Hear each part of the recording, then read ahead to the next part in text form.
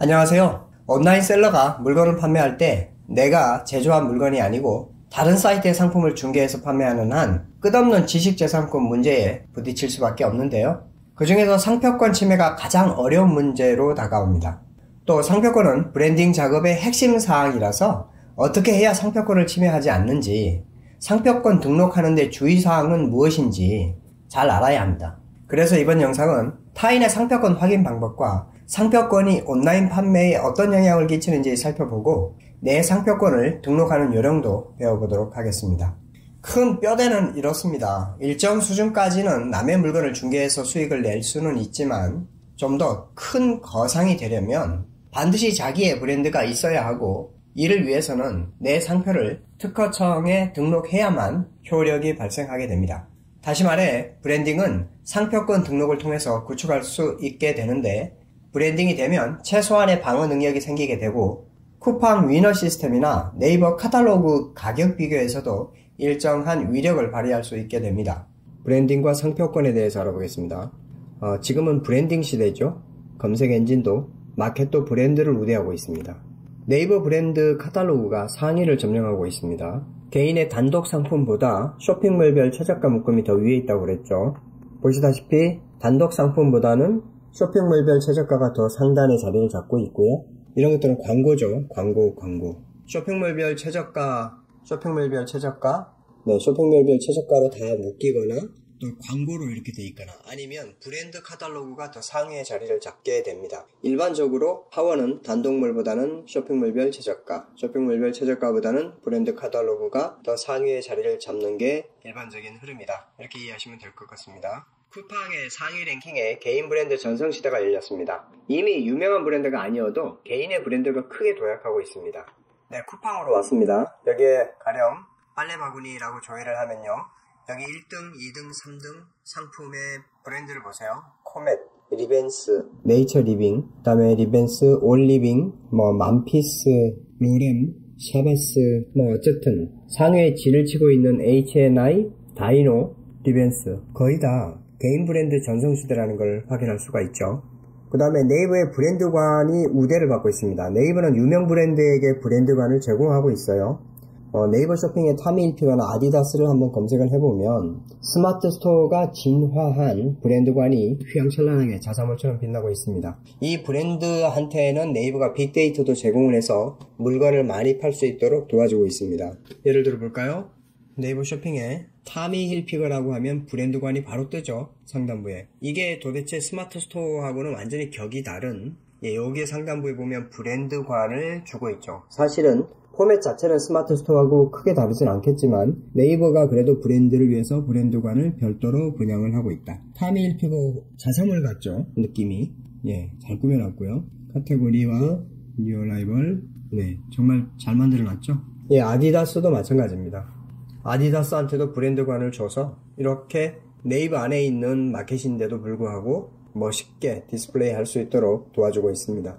자, 그만큼 브랜드를 우대한다, 이렇게 생각을 하시면 됩니다. 그래서 이제 네이버에는 브랜드를 등록을 해야 되는데 네이버의 브랜드 등록이 점점 더 어려워지고 있습니다. 또 쿠팡도 향후 브랜드 등록이 까다로워질 것입니다. 그래서 지금이 그래도 기회다. 그래서 브랜드 등록에 대해서 지금 신경 써야 한다, 이런 이야기입니다. 그래서 브랜드를 등록하려면 우리는 상표권을 신청해야죠. 특허청에 나의 상표권이 등록이 되어 있어야 브랜딩 작업을 하는데 큰 도움을 받을 수 있습니다. 카테고리를 대표하는 상표를 등록을 해야만 한다. 어디다가 하냐? 특허로에 합니다. 특허로. 그런데 특허로에 나의 상표를 등록하기 전에 사전에 키프리스에서 그 상표가 이미 등록이 되어 있는지 조회해보고 없으면 특허로에 등록하면 됩니다. 키프리스는 여기에서 이렇게 특정한 상표명을 내가 등록하려고 할 때 이렇게 조회를 해봅니다. 조회를 해보면 여기에 상표에 먼저 내가 원하는 키워드가 등록이 되어 있는지 검색을 해보니까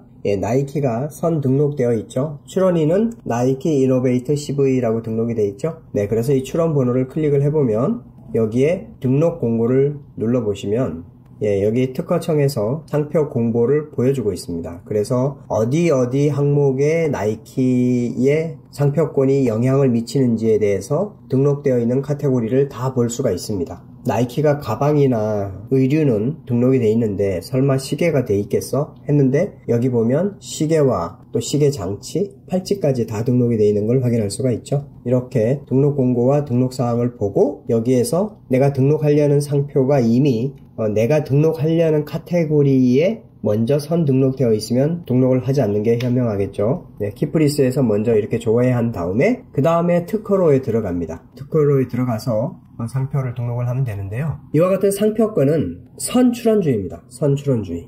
그리고 속지주의를 원칙으로 하고 있습니다. 그러니까 먼저 등록을 하는 게 우선권을 받는다. 네, 그 다음에 우리나라 땅에서 등록을 하는 것을 원칙으로 한다. 이런 이야기고요.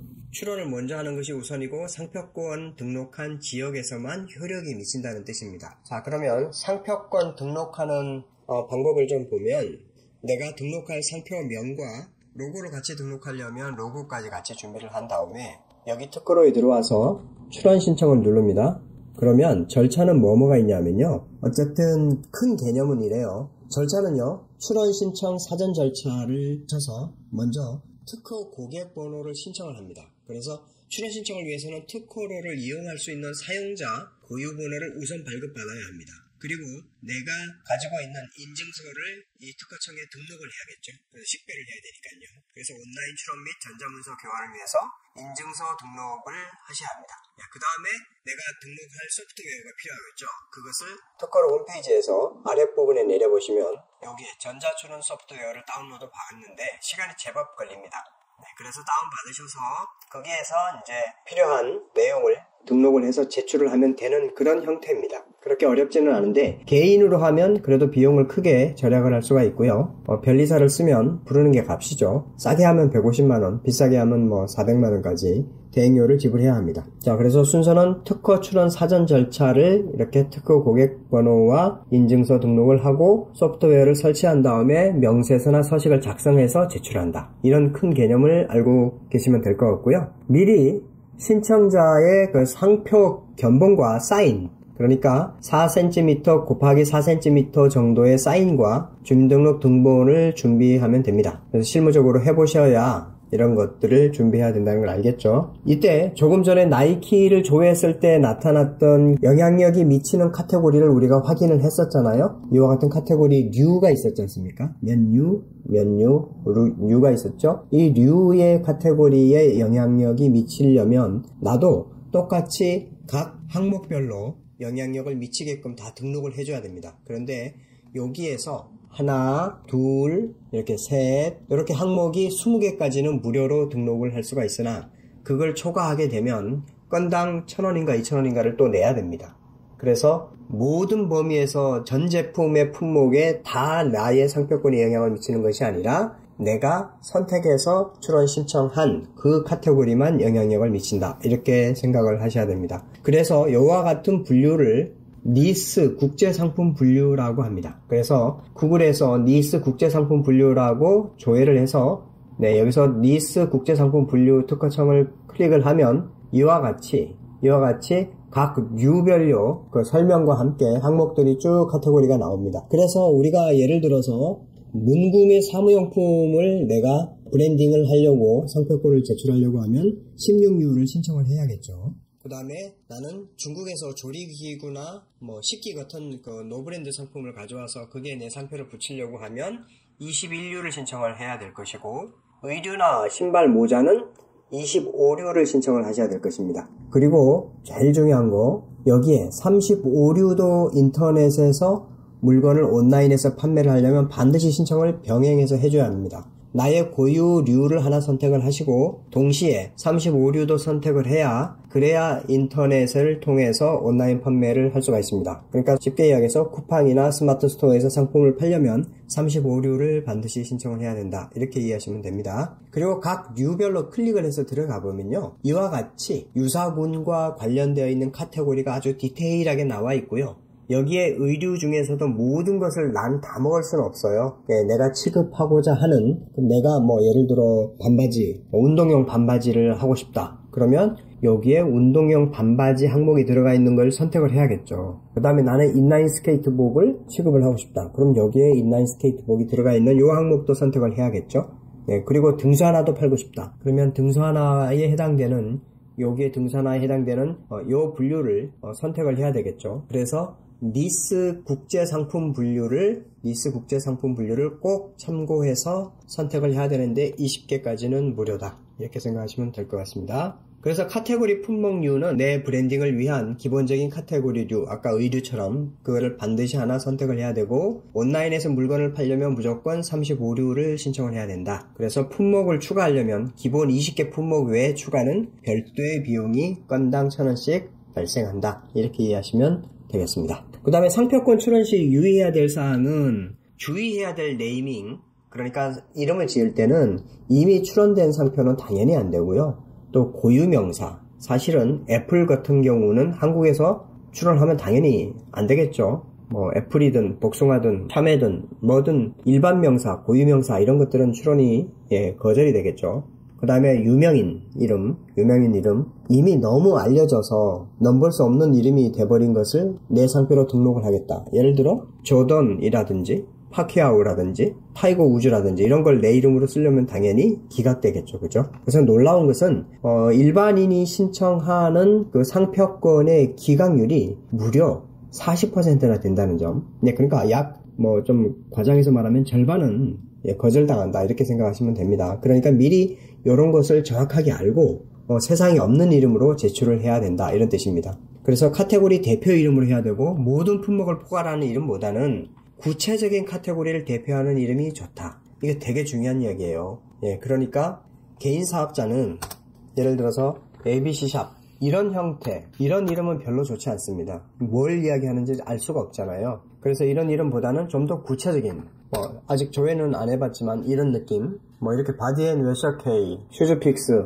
이렇게 하면 이런 것들은 어떤 것을 연상시킨다는 걸 금방 느낄 수 있잖아요. 예, 그래서 포괄적인 이름보다는 그 카테고리를 대표하는 이름을 쓰시는 게 훨씬 유리하다. 그리고 사람들한테 빨리 각인시키는데도 큰 도움이 된다. 이렇게 생각하시면 됩니다. 그 다음에 한글로 장명을 하는 게 중요합니다. 그러니까 괜히 해외 마켓을 나는 염두에 두고 있어. 나는 쇼피도 팔 것이고 이베이나 아마존, 큐텐 같은 데서 내 물건을 팔려고 하니까 그때를 대비해서 지금 처음 아예 지을 때부터 영어로 줘야지. 이렇게 해서 영문 이름을 염두에 두지 말라는 이야기입니다. 이 인지 수용성이라는 것은 사람들 뇌리에 박히는 것은 너무나 큰 차이를 보이기 때문이죠. 예를 들어서 네이버 키워드 도구로 들어왔습니다. 나이키와 나이키를 이렇게 조회를 하겠습니다. 그러면 보세요. 영문은 모바일이 한 달에 3600회입니다. 그런데 한글은 260만 회가 넘지 않습니까? 네, 그러니 어마어마하게 차이가 나죠. 그래서 한국에서 사람들한테 뇌리에 박히는 그 인식률은 비교조차 할 수가 없습니다. 그러니 해외 이름까지 염두에 두어서 영문으로 지을 필요가 없다. 그리고 어차피 내가 나중에 태국 고객을 상대로 하려면 태국 특허청에 등록을 해야 되고요. 캄보디아의 상품을 팔려면 캄보디아 특허청에 등록을 해야 합니다. 말레이시아, 싱가포르, 인도네시아, 미국, 일본 다 똑같습니다. 다 그 나라의 특허청에 내 상표명을 영문으로 그때 가서 다시 등록을 해야 되기 때문에 한국에서 우리가 물건을 파는 사람들인데 굳이 영문으로 쓸 필요가 없고요. 가급적이면 짧은 이름이 좋다. 이렇게 생각하시면 됩니다. 그런데 상표권 출원 시 유의사항 2. 상표권은 너무 오래 걸립니다. 승인이 날 때까지. 무려 1년 6개월 정도 걸리거든요. 그러니까 상표권을 등록할 때 우선 등록 신청을 하셔야 합니다. 그러면 4개월에서 5개월 사이 정도에 바로 심사가 끝나게 되죠. 그래서 빠른 등록을 위해서 우선 심사 신청을 요청하셔야 됩니다. 그럼 추가 비용이 있어요. 예를 들어서 5년당 또 10년당 18만원, 36만원 이런 식으로 우선 등록 신청 비용이 추가되게 됩니다. 그 다음에 쇼핑몰 판매용으로 하는데 상표명만 하는 것이 낫느냐 아니면 상표와 로고를 같이 하는 게 낫냐 이렇게 고민하실 거예요. 왜냐하면 로고가 붙어 있으면 좀 멋있어 보이거든요. 그런데 유튜브 채널이나 홈페이지에는 로고가 필요하죠. 당연히. 근데 온라인 판매에는 어떤 특정 카테고리를 대표하는 짧은 상품명일수록 유리하거든요. 그러니까 상표명만 있으면 된다. 이렇게 생각하시면 됩니다. 쇼핑몰에서 판매할 때는요. 그 다음에 가급적으로 짧은 단어가 좋습니다. 사람들은 짧은 단어를 쉽게 외웁니다. 그러니 이미 짧은 단어는 수도 없이 많은 키워드들이 상표권으로 먼저 출원되어 있겠죠. 그리고 외우기 쉬운 글자. 솔직히 말해서 쿠팡이 무슨 뜻이에요? 아무 뜻도 없잖아요. 그냥 팡 이렇게 사람들 귀에 쉽게 인식되는 글자로 출발을 한 거죠. 그 다음에 상표권 등록 방법은 직접 등록하는 방법이 있고요. 또 전문 변리사를 통해서 등록하는 방법이 있고요. 또 중간에 또 대행 등록하는 방법도 있습니다. 그러니까 직접 등록하면 먼저 말씀드렸던 특허로에서 소프트웨어로 스스로 등록하는 걸 말하는 거고요. 가장 저렴한 비용이고 원하는 것을 천천히 생각하고 선택 가능하고 약 30만원대 비용으로 등록할 수 있다. 그런데 전문 변리사를 쓰게 되면 또 250에서 350 사이에 비용이 들지만 이분들이 처음부터 필터링을 어느 정도 해주기 때문에 등록 가능성을 탐색할 수가 있는 장점도 있습니다. 그러나 너무 비싸죠. 그래서 이제 중간 정도의 마크인포 같은 그 대행 등록사한테 부탁을 하죠. 그래서 상표명과 비용만 지불하면 이분들이 알아서 다 등록 행위를 해줍니다. 물론 수수료는 있어요. 건당 5만원인가 얼마인가 있습니다. 그래서 이런 것을 몰두할 시간이 없고 빨리빨리 누군가가 작업을 해줬으면 할 때는 마크인포에 등록을 맡기기도 합니다. 그래서 비용과 등록 가능성 모두 체크를 해야 한다. 지식재산권 저촉 이유를 잘 아셔야 됩니다. 그러니까 상표권이 침해가 된다는 것은 실제로 맞닥뜨리면 굉장히 가슴 떨리는 일이에요. 아무리 고수라도 불편한 마음을 감출 수가 없습니다. 그래서 타인이 선 등록한 상표명을 침해할 경우에는 반드시 어떤 처벌이 따릅니다. 그래서 우리가 사전에 키프리스에서 조회를 하고, 키프리스는 조금 전에 나이키 조회했던 방식과 똑같이 조회하시면 되고요. 또 유니패스에서도 사전 조회를 해보고 상품을 소싱해야 한다는 뜻이죠. 그러면 유니패스라는 것은 도대체 뭐야? 여기에 유니패스인데요. 이게 관세청 홈페이지죠. 이 유니패스에서는 여기에 정보 조회, 그리고 통관 정보, 그 다음에 여기 수입을 클릭을 하고요. 그러면 여기에서 쭉 보면 상표권 세관 신고 정보가 있습니다. 이것을 클릭을 하고요. 그럼 우리가 관심 있는 것은 상표권이잖아요. 그러면 내가 팔려고 하는 것은 이와 같이 나이키다 이러면 이것을 조회를 직접 해봅니다. 그러면 이렇게 유니패스에도 지금 등록이 되어 있죠. 그럼 나이키를 클릭을 해보면 이와 같이 나이키가 커버하는 지정 상품명들이 쫙 이렇게 나와 있죠. 나와 있고 세관에 등록이 되어 있는 거예요. 그런데 여기서 주목할 점은 여기에 권리의 종류는 상표권이고 국적이 US잖아요. 그 다음에 권리자 명이 나이키 이노베이트 CV잖아요. 이와 같이 법인명으로 돼 있어도 유효합니다. 어떨 때는 그 관계사 또는 대리점명 또 지사 이렇게 등록이 되기도 하고요. 굳이 자연인이 아닌 조직으로서 등록도 가능합니다.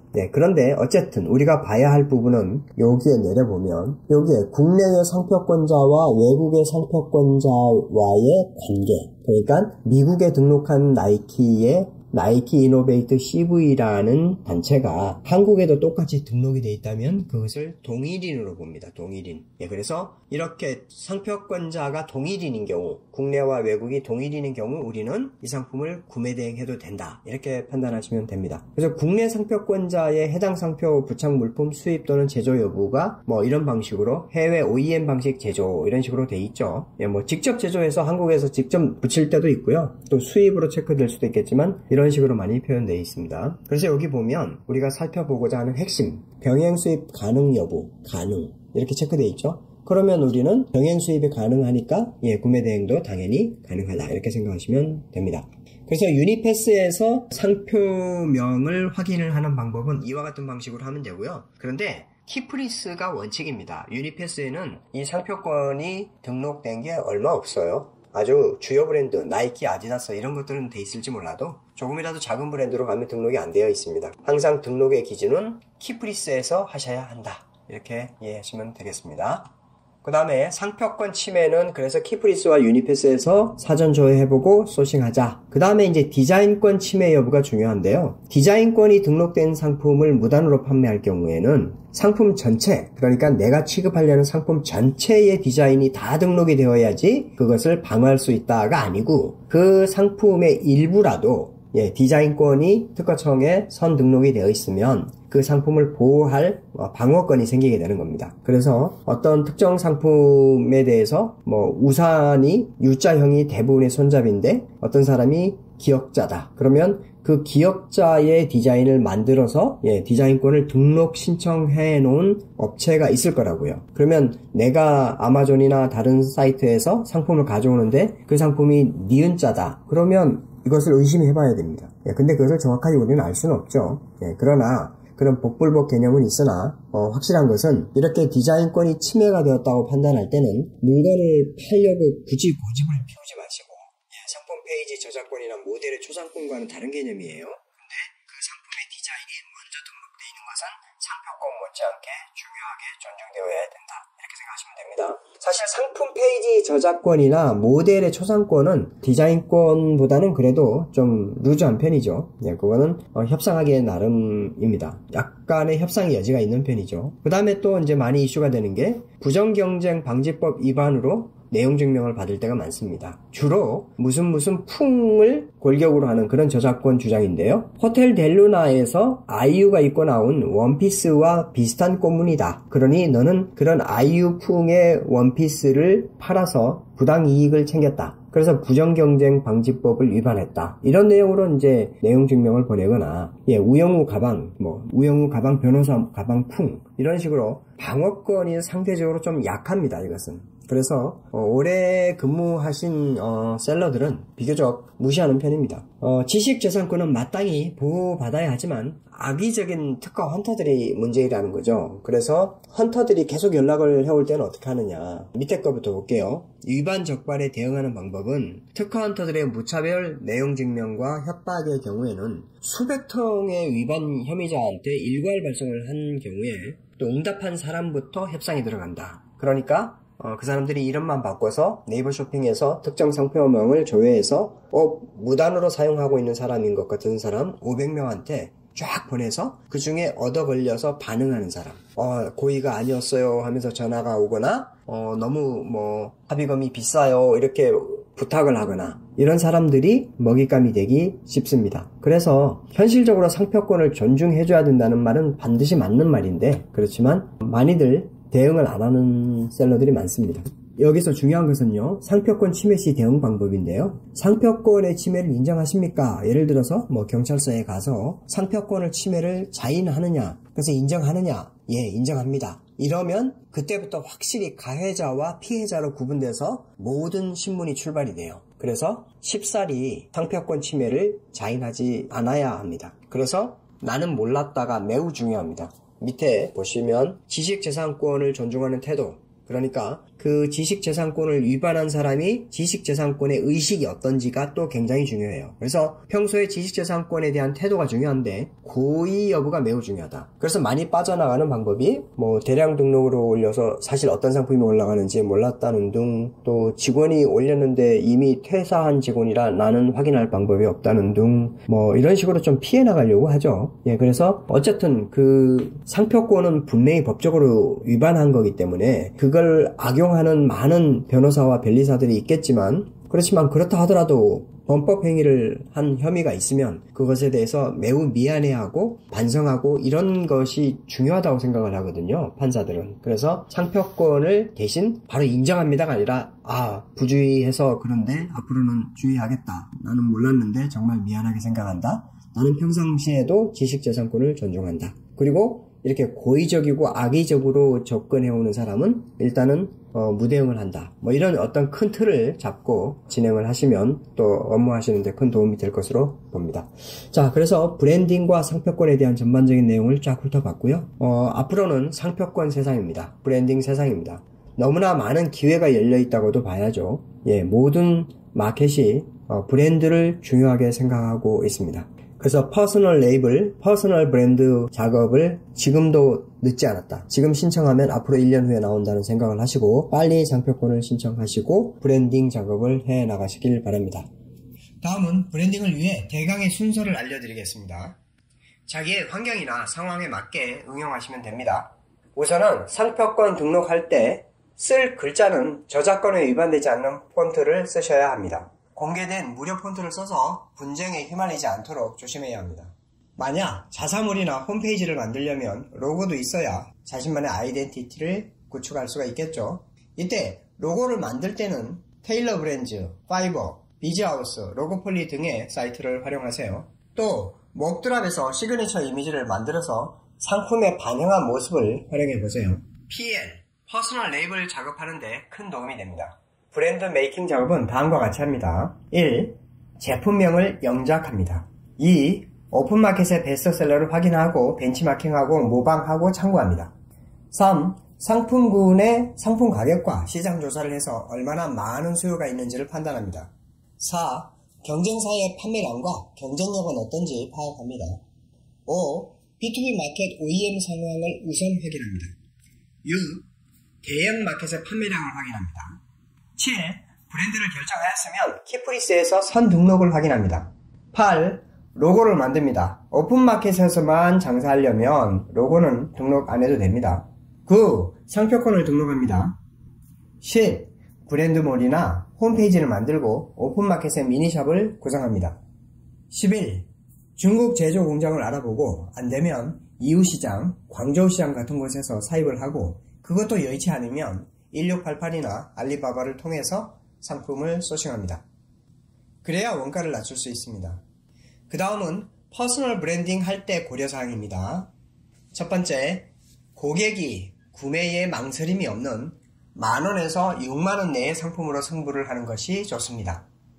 두 번째, 사이즈가 적은 상품을 취급하는 것이 여러모로 좋습니다.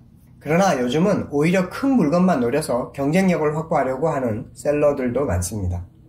세 번째, 통관에 문제가 없는 상품인지 확인해야 합니다. 네 번째는 심플한 상품으로 불량률이 낮고 반품 가능성이 적은 물건을 취급하세요. 다섯 번째, 디자인이 좋고 제품에 모서리 등의 위험 요소가 없는 제품이 좋습니다. 여섯 번째, 인증 필수같이 인허가 장벽이 높은 제품일수록 수익률이 높아집니다. 일곱 번째, 계절성이 심한 상품은 판매 시기가 편중되어 있다는 점을 염두에 두어야 합니다. 여덟 번째, 퍼스널 레이블 된 상품을 최저가로 세팅합니다. 경쟁자가 엄두를 못 내게 진입을 막고 리뷰를 쌓은 뒤 이익률을 높여 나가면 됩니다. 이번 강의를 정리해 봅니다. 상표권 등록은 브랜딩의 출발점이고 최소한의 방어 능력이 생기게 된다. 또 가격 비교나 위너 시스템의 위력을 발휘할 수 있어서 좋다. 브랜딩이 되어야 큰 매출을 낼 수 있다. 상표권 등록하는 데에도 주의사항들이 있었다. 상표권은 수월하게 등록할 수 있으나 기다리는 시간이 길기 때문에 지금이라도 빨리 등록하자. 상표권은 구체적인 카테고리를 대표하는 상표명으로 짓자. 지식재산권 위반으로 내용 증명을 받을 때 침해의 유형별로 다른 대응을 할 필요가 있었다. 브랜딩을 위해서 시행착오를 줄이는 11가지 순서가 있었다. 퍼스널 브랜딩 시 주의해야 할 8가지 사항을 공부했다. 이번 영상의 중요 포인트들을 다시 한번 리뷰해 보시길 권합니다. 오늘은 여기까지입니다. 수고하셨습니다. 행복한 하루 되세요. 감사합니다.